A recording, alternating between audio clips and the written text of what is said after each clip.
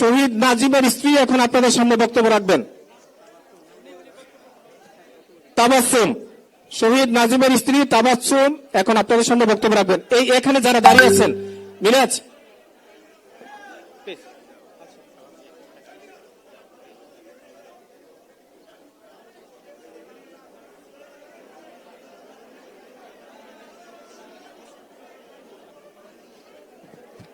আসসালামু আলাইকুম।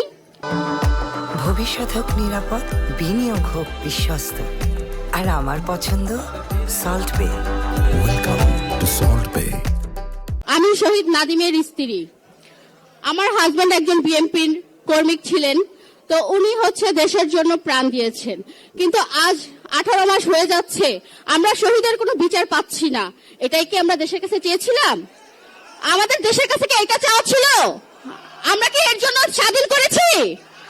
আজ জনাব তারেক রহমান স্যার আমাদের বাংলার মাটিতে আসছে, আমাদের শহীদ এবং আহতদের মাধ্যমে কিন্তু সে আসছে, এবং আমরা চাই উনি সুস্থভাবে দেশ চালাক। এবং আমার ছেলে, তার ইচ্ছা, তার বাবা বিএনপি করতো, সেও করবে। এ কথাটা যুব দলের 4 তারিখে যে প্রোগ্রামটা হয়েছিল সেই প্রোগ্রামে বলেছে। তো আজ সেই শিশু আনাসকে নিয়ে আমি আসছি। আমাদের এখনো তার বাবার জন্য যেই ইয়েটা আছে, স্পিডটা আছে, সে আমাকে প্রায় বলে যে বাবা রক্ত দিয়েছে, আমরা আরো রক্ত দিব, কিন্তু দেশকে আমরা সুস্থভাবে চালাবো।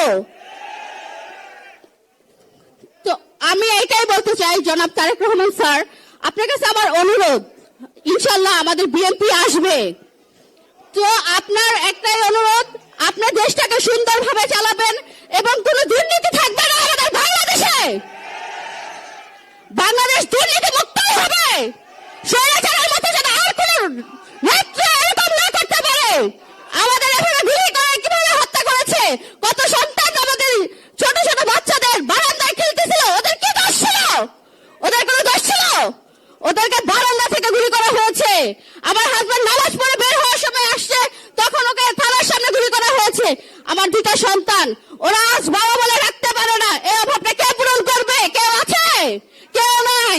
তো আমি বলতে চাই, আমাদের যে সরকার হবে তাকে আমাদের জুলাই সনদ দিতে হবে, এবং জুলাই আন্দোলনে শহীদ এবং আহত পরিবারদেরকে ওইভাবেই দেখতে হবে যে